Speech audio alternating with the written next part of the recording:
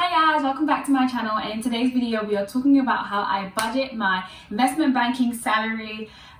This video should be super exciting, but before we get into it, I just want to say that this video is literally about budgeting and like how I think about my money and the proportions, where the money goes, etc. This is not a video to try and brag. So the biggest deduction from my salary, and this makes up about 15%, is income tax paid. So the way income tax works, as long as you make under 100k, for every amount you make over the minimum allowance, which I think for this year is like 12,500, every amount you make over that, you have to pay tax on that income dependent on your income bracket. It is collected by HMRC on behalf of the government, and it is used to fund public services, the NHS, education, the welfare system, etc. You don't have any say into whether or how much you pay or whatever, especially when you're working for an organization. And the next automatic deduction that I receive on my payslip anyways is national insurance, and this will be the case for most people in the UK. And basically you paying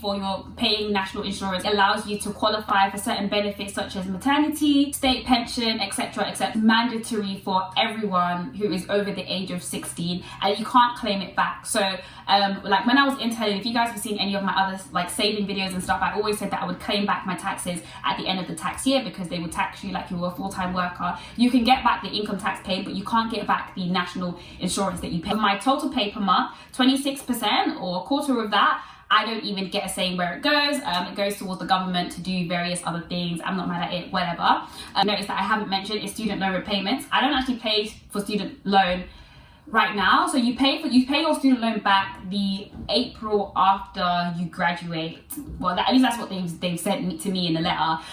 So yeah, that would automatically be deducted as well. I think it's going to work out for me to be around 4.2% of my salary and £176 a month. Finally, let's get into the juicy stuff, the things that I spend my money on, how I budget my money. And one thing about me is I don't have very many fixed expenses. So my fixed expenses, which are the things that I like have to pay every single month, like my direct debits and stuff, they are it comes up to less than 1% of my net pay. So I think my fixed expenses are like £30, comes up to £30. So I pay £20 for my phone, and then the other thing that is a fixed cost for me is Netflix, which is like £8. So it's like max £30 a month. So very low, but like I said, I am blessed to be able to be living at home, and I work in London, but I also live in London, and I can get bus to work. So even when we do go back in, and I'm probably going to have a little bit more on the fixed cost side, probably like, I think maybe it will be like £50 a week to get to work once we are if we even go back to going to work every single day. So my fixed costs are very for a lot of people, and from judging from what I've read, I think like you're in a good space if your fixed cost is around 30% of your salary. Wherever I can, I try to pay things off in like one lump sum, because generally, like, the rule is the longer you take to pay something, the more you end up paying back. So for example, if you buy a phone out on contract, you'll probably be paying a lot more getting the phone out on contract than if you were to buy the phone up front, because you're kind of paying for the risk that you're having to make several payments over an extended period of time. So for example, I recently got an accountant, and I paid for that up front. If not, I would have to be paying £75 a month. So that would have massively increased my fixed cost. It is obviously a risk to paying things up front, but I just prefer to do things like that. Yeah, and I think obviously as well, it also depends on how, if you are able to pay for things up front, right? Because some of us can't afford to just pay for a car up front, but you can make those monthly payments. And then I have like 5% that I use towards, well, I don't know what you would call it. Some people call it paying it forward. Is it playing it forward or paying it forward? I don't know. So that is like a fixed amount that I help out with at home, and then also a fixed amount that I use to help out with like any organization that I want to. So that could be a church. Most of the time it is just like a church, and I don't pay based off of any specific rule. I kind of pay based off of the need that is there. So for example, like if they say, oh, this is the rent we have to pay every single month, then I will like try and cover as much as I can with them. I also set up a standing orders, right? So standing orders for this. So whenever I get paid, automatically money goes towards helping at home and helping at whatever organization that I decide to help out. If you are helping at home, I would always recommend contributing a fixed amount. I think it just makes it better, and it allows you to get a much better grip over your finances. To give to myself, 15%, like just under 15% of my salary I give to myself every single month. That 15% is used to cover all my variable expenses. So like if I want to go out, I don't even know. So those are where all my variable expenses are. So things that could differ. Like some months I could spend loads of food, and other months I would spend not very much. So you wouldn't put those under fixed cost. And also going back to the fixed cost issues, I know there are certain things as well that for some people may go under variable expenses, but you do them almost on like a reoccurring basis. So for example, like a lot of women get their nails done every single month or twice a month. I don't have any of those. Like there's nothing that I do reoccurringly. I think it's a good amount. Like what I would say is, if you are portioning out your revenues, then definitely look back at like what you typically spend, and then give yourself a budget based off of that. Because what you don't want to happen is to say, okay, this is what my budget for my variable expenses, and then like you always have to like go back into the pot to get more. Or I would always say just to have more room. So typically I don't really finish mine. I don't really, but that just might be because of the situation that we're in. Obviously I've started working under COVID-19 or coronavirus, whatever. So like I guess maybe I'm just not going out that much, but I don't really go out that much anyway. So of the net pay, we have less than 1% going towards my fixed cost. We have it's 14.8% going towards my variable cost, and about 4.8% going towards like contribution. That adds up to about 20%, and then I have like 80%, which I save. That 80% I would either save it, invest it, or use it to pay down debt. I'm not just going to save everything, actually. One thing that I have decided to do, and other people will definitely disagree with this, but I don't really care because that's what I've decided to do, is to start pay bigger portions of my student loan off. Just because I've done my calculation, and I really would advise everyone to do some calculations into your student loan debt. First of all, like disclaimer, obviously in the UK, student loan debt isn't as like poisonous to your credit or to your like financial situation as it is in the States. So like over here, your student loan is actually seen as good debt. Like I have been going through a process recently where outside external people have been assessing my like finances, and there's no issue with me having student debt. And it's not, like I said, when I will start paying it back, it's only like £178 a month, and so of my monthly salary. So you don't have to pay it off, or you don't feel like you need to pay it off to have a good credit score or anything like that. But the reason that I have decided to pay it off is I did my calculations, and at my current salary and the growth rate that I would go with my current salary, I would definitely have paid off my student loan debt in 26 years, 28 years max. In the UK, after 30 years, your student debt gets wiped out. So if you're someone who has, a lower earning trajectory, then it might not pay you to pay off your student debt, because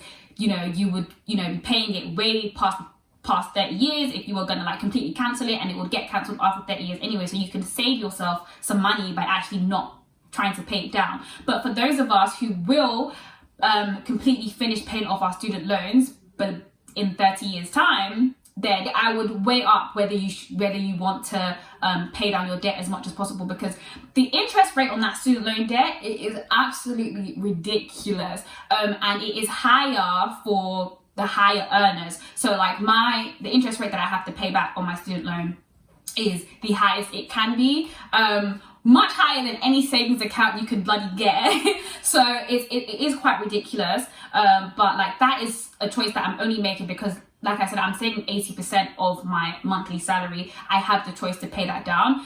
If you don't have as much flexibility with your cash, then I definitely wouldn't worry about it, because it isn't that much. Me, I am going to put more towards paying down my student debt. Not all of it. I'm not going to use the whole 80% to pay down my student debt, because I can make investments that can outdo the rate that my student loan debt is growing at, and use that to pay it down, or whatever other tactic that I'm going to choose. Might I just add as well, the thing that shocks me about student loan is you start paying interest before you even graduate. What? Like when I found that out, I was just like, what? Like who does that? yeah, so like if you're in uni right now, if you finished uni, your student loan has already grown, okay? From that first year you took out that loan, your student debt is already starting to rack up. But I don't want to scare anyone because it's really not that deep, especially in the UK. Like, I think our education system is not great, you know, but I think it's okay. In comparison to the US and how their student debt affects them financially, it's quite okay over here. And you don't even have to pay it back if you're not earning over 26k or something like that. So I wouldn't want to scare anyone, but just because I know a lot of the people who watch my channel, you know, you would be in a similar financial bracket that I am, and you probably would also be in a situation where you would have to completely finish, you would definitely pay off all of your student debt, and the longer you leave it, the more you would have to pay. But then again, like, it doesn't have to be an inconvenience if you don't want it to be. But like, there are loads of people who are finance gurus who would tell you to like completely pay down every debt you have before you even think about starting to invest. But obviously, a lot of them do come from the US, so their debt situation is very different. Their student debt situation is very different to ours. And I have definitely started investing before paying down my debt. And I will continue to invest before I completely pay off my student loans. I want to say, I guess you guys will probably want to know about bonuses and stuff. I haven't got a bonus yet. Obviously, I just started. It's only been like 4 months of me. 4 months? August. Oh, sorry. Ooh, I started work in August, so I haven't got any bonuses yet. But as far as I'm concerned, the way it works, what I've been told, and this isn't specific to my firm, this is just what I've been told in general, that if you are in the investment banking division, like I said, they earn the biggest fees on the work that they do.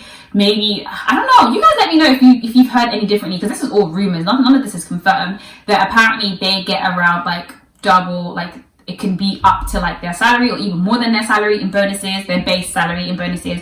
Whereas for maybe divisions that are more closely aligned to mine, your bonus can be about like half your salary. But I don't know, like I don't really know. Guess I will find out soon enough, but I don't know. And if I was to get that, what would I spend it on? Would I save it? I don't think I would, because saving in a savings account just isn't effective. Like, it's so difficult to get like a really good interest rate on your money. And like, I have learned that, I wouldn't say the hard way, but like, I have been harvesting money for a particular goal for a very long time, even though it's been in and out of ISAs. I just realized that I could be getting a lot more for my money than it's sitting in the bank. So I probably wouldn't just keep it in the bank. Maybe I would pay down my student debt, because like I said, if I kept that money in the bank, it would grow a lot slower than the way my student debt is growing. So maybe I would do that, or I don't know. The process of dealing with my finances is still quite manual. I want to try and automate it as much as possible and have, you know, as little interference as I possibly can. I think that would be ideal. So also, what banks do you guys use? Like, I like Starling. I tried to sign up for Monzo, but they didn't send me the card. So yeah, I'd be interested in what you guys use and how you budget and what you think about money, what you think about saving, investing. And if you just wanted to be nosy, then consider yourself satisfied. That is it for today. I am super tired. I have some really good videos coming, like really good stuff, more insight into how I've been spending my money, not really this money, but the money that I've been saving. That is coming up soon, so make sure you are subscribed, because I can't wait to share it. It's gonna be good. It's gonna be good stuff. Thank you for watching. Bye.